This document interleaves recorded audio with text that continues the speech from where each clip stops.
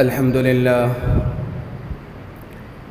لله رب العالمين والعاقبة للمتقين والصلاة والسلام على خاتم الأنبياء والمرسلين وعلى آله وأصحابه أجمعين. أما بعد، فقد قال الله تبارك وتعالى في القرآن المجيد والفرقان الحميد: وأن ليس للإنسان إلا ما سعى وأن سعيه سوف يرى. صدق الله العظيم وصدق رسوله النبي الكريم، ونحن على ذلك لمن الشاهدين والشاكرين والحمد لله رب العالمين. اللهم صل على محمد وعلى آل محمد كما صليت على إبراهيم وعلى آل إبراهيم إنك حميد مجيد. اللهم بارك على محمد وعلى آل محمد كما باركت على إبراهيم وعلى آل إبراهيم إنك حميد مجيد. غم زندگی کا حاصل سبب اور کیا بتائیں، غم زندگی کا حاصل سبب اور کیا بتائیں، میری سوچ کی بلندی میری ہمتوں کی پستی. میرے انتہائی واجب الاحترام قابل صد تکریم حضرات مہمانان گرامی، اور خاص طور پر دور دراز سے آئے ہوئے علماء کرام اور میرے انتہائی ہر دل عزیز مکرم برادرم حضرت مولانا مفتی ساجد محمود صاحب زیدہ مجدوم العالیہ، ناظم تعلیمات جامعہ انوار العلوم مہران ٹاؤن، اور اسی طرح جامعہ اشرف المدارس گلشن اقبال سے تشریف لائے ہوئے علماء کرام، اور محلے کے اس محلے میں رہنے والے جو ہمارے ساتھی ہیں، نمازی حضرات ہیں، میں آپ تمام حضرات کا تہہ دل سے ممنون ہوں.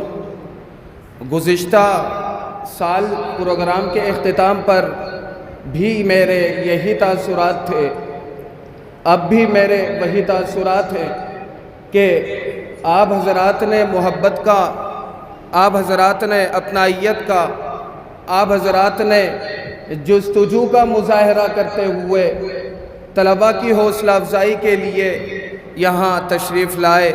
اللہ رب العزت اپنے شایان شان آپ حضرات کو اجر عظیم اور اجر جزیل سے نوازے. میرے عزیزو، مختصراً چند باتیں میں آپ حضرات کے گوش گزار کرنا چاہوں گا. یہ اس خطے کے لیے انتہائی عظیم خوشخبری ہے کہ الحمدللہ ثم الحمدللہ اس کونے سے لے کر 2.5 نمبر تک کی پوری پٹی میں جتنے بھی مدارس ہیں، حفاظ کا تسلسل تو ہے، بنات میں درس نظامی کے کورسز کو پڑھنے کا تسلسل بھی ہے، لیکن اس ادارے کا جو ایک انوکھا جو طریقہ اور طرز اس سال رہا ہے، پچھلے چند سالوں سے ہے، وہ یہ ہے کہ الحمدللہ ثم الحمدللہ درس نظامی کی بنیاد بنین میں یعنی مردوں میں بھی رکھی، اور الحمدللہ ثم الحمدللہ کامیابی سے اللہ پاک نے ہمیں ہمکنار بھی فرمایا. پچھلے سال ان طلباء نے وفاق المدارس کے تحت امتحان دیا، امتیازی نمبرات بھی حاصل کیے. الحمدللہ ثم الحمدللہ گزشتہ ہفتے ان تمام طلباء نے جو دراسات دینیہ میں شریک تھے، وفاق المدارس میں امتحان میں جو ہے وہ شریک ہوئے. اللہ رب العزت کی ذات سے پر امید ہیں کہ یہ تمام کے تمام طلباء انتہائی ہونہار ہیں. الحمدللہ ثم الحمدللہ، اور اللہ رب العزت کی ذات سے پر امید ہیں کہ انشاءاللہ یہ سالانہ امتحان میں دراسات دینیہ کے دوسرے سال اور آخری سال میں انشاءاللہ نمایاں اور امتیازی نمبروں سے انشاءاللہ کامیاب ہوں گے. دوسری بات جو سب سے اہم ہے وہ یہ ہے کہ دراسات دینیہ یہ وہ درس نظامی کا مختصر کورس ہے، یہ وہ مختصر کورس ہے کہ جو صبح یا دوپہر کے وقت مستقل وقت نہ دے سکتے ہوں، ایسے طلباء کے لیے وفاق المدارس کی طرف سے مرتب کردہ نصاب ہے کہ جس کا امتحان وفاق المدارس والے لیتے ہیں، اور پھر جو اسناد ہے وہ وفاق المدارس والے ہی ان کو دیتے ہیں، امتحانات بھی وہ لیتے ہیں.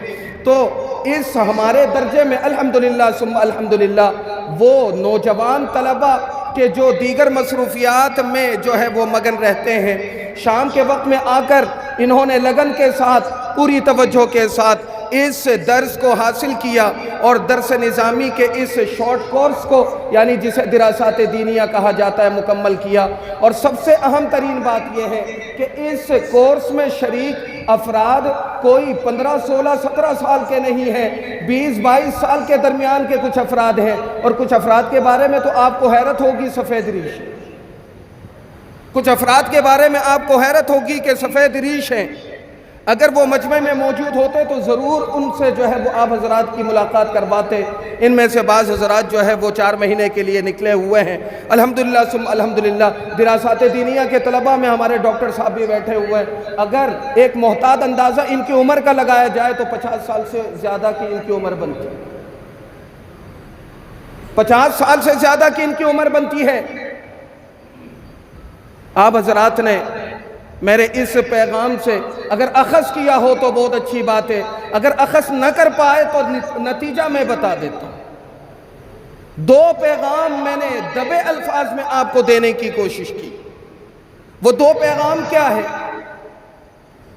علوم شرعیہ کو حاصل کرنے کے لیے عمر کی قید نہیں ہے، عمر کی قید نہیں ہے، عمر کی قید کے بغیر تحصیل علوم تمام کے تمام مسلمانوں پر فرض ہے۔ طلب العلم الشرعی فریضۃ علی کل مسلم و مسلمہ۔ اور دوسرا پیغام یہ دینا چاہتا ہوں ان تمام لوگوں کو، ان تمام طاقتوں کو کہ جو یہ کہا کرتے ہیں کہ مدارس دینیہ نے معاشرے کو کیا دیا، مدارس دینیہ نے معاشرے کو کیا دیا۔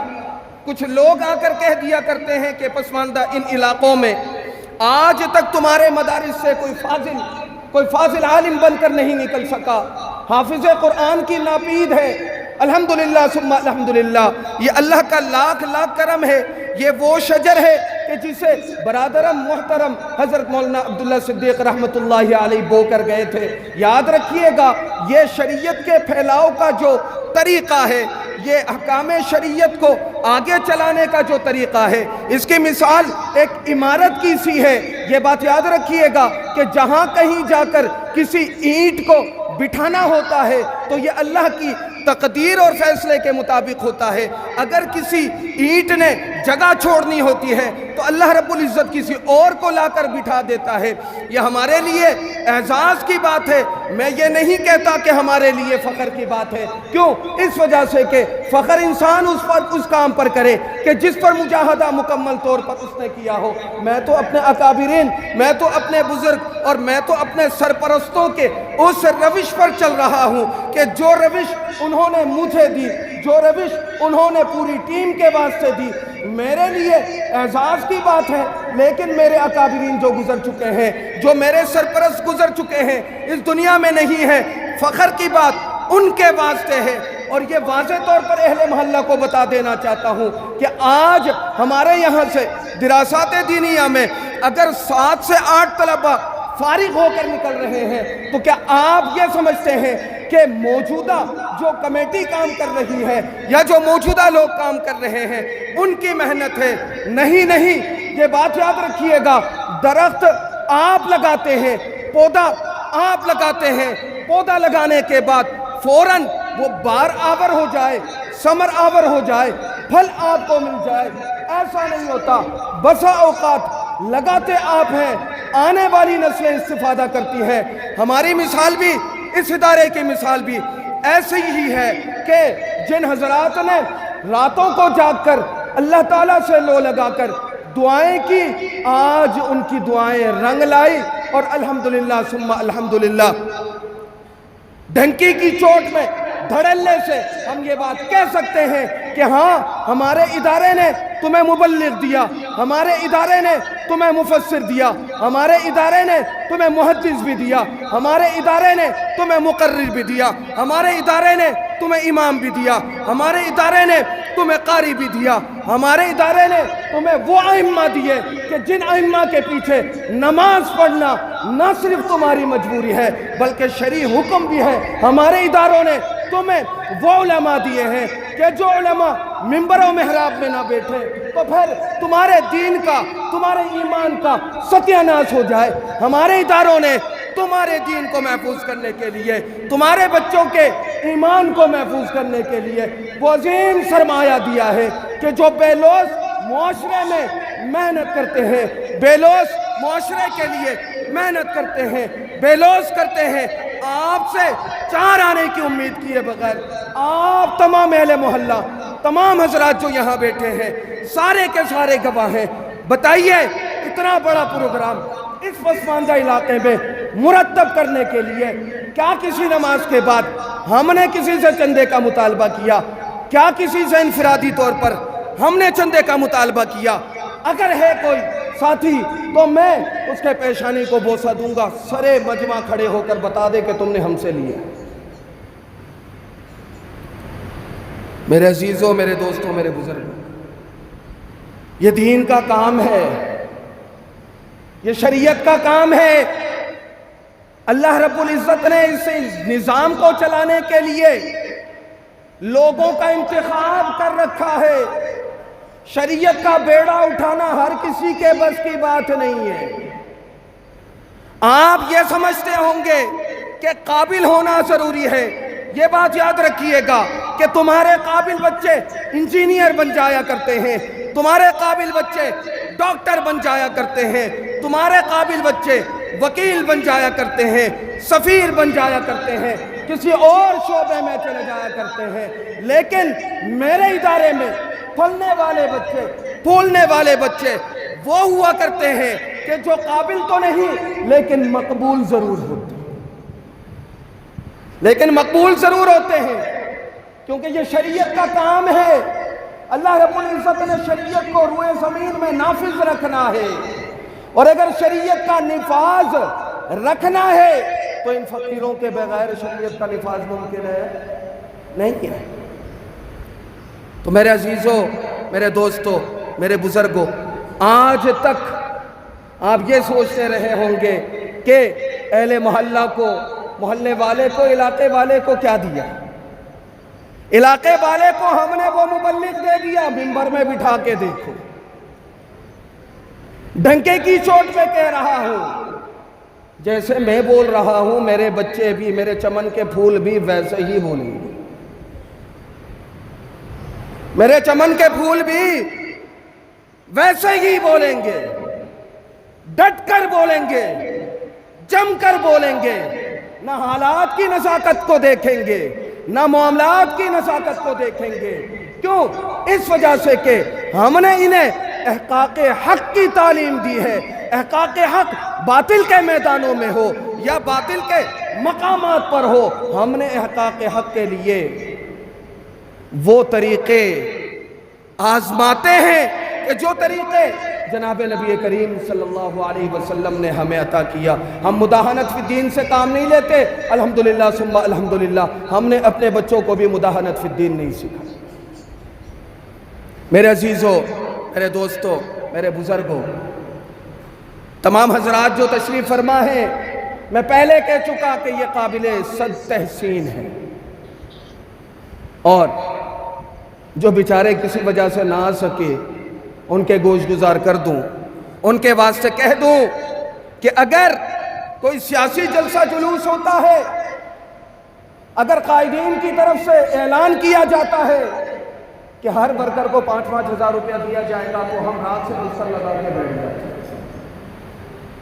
ہم رات سے بستر لگا کر بیٹھ جاتے ہیں ان جلسے جلوسوں میں کہ جن میں یہ کہا جائے کہ کھانا نہیں ملے گا تو ہم شریک نہیں ہوتے، فوتگی کے اس فاتحہ خوانی میں شریک نہیں ہوتے کہ جس کے بعد دال والی چاولیں ہمیں نہیں ملیں۔ ہم نے اپنا مزاج بنا لیا، ہم سے شکوہ کرتے ہو کہ معاشرے کو کیا دیا، ہم آپ سے شکوہ کرتے ہیں کہ آپ نے ہمیں کیا دیا، آپ نے کیا دیا۔ 2 سال ہو گئے، بھائی صاحب یہاں پر 25 سے 30 سال گزار کے جا چکے، کبھی دامن پھیلا کر، جھولی پھیلا کر آپ لوگوں سے کبھی چندہ کیا؟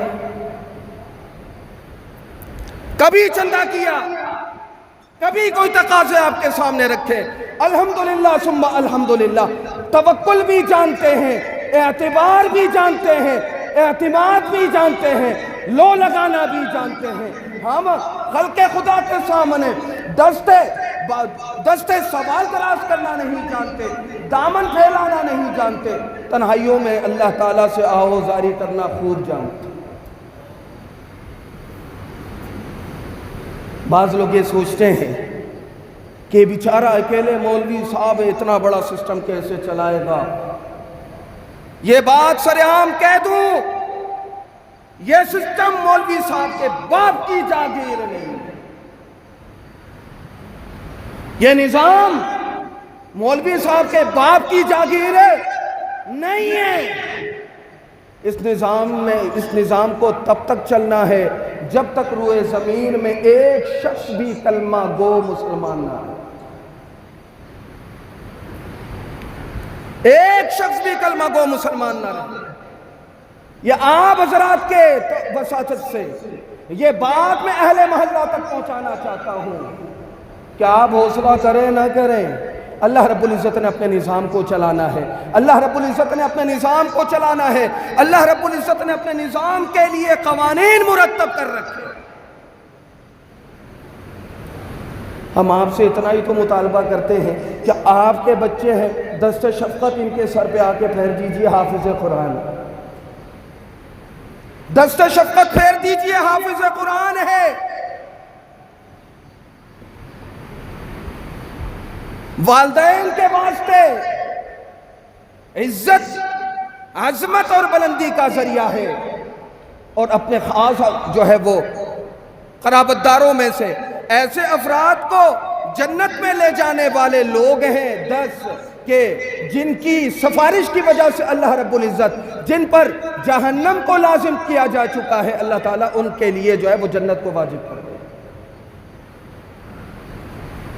آج اگر میرا اور آپ کا کوئی بیٹا ڈاکٹر بن کے آیا ہوتا تو ایئرپورٹ کے باہر جو ہے وہ ہم منوں کے حساب سے پھول لے کے کھڑے ہوتے، لیکن یہ بات یاد رکھنا، یہ بات یاد رکھنا، عزت تم نے نہ دی، مقام تم نے نہ دیا، رتبہ تم نے نہ دیا۔ تم کیا سمجھتے ہو کہ فقیروں کو تمہارے مقام کی ضرورت ہے، تمہارے رتبے کی ضرورت ہے، تمہارے تعاون کی ضرورت ہے؟ تم کرو گے تو یہ چلیں گے۔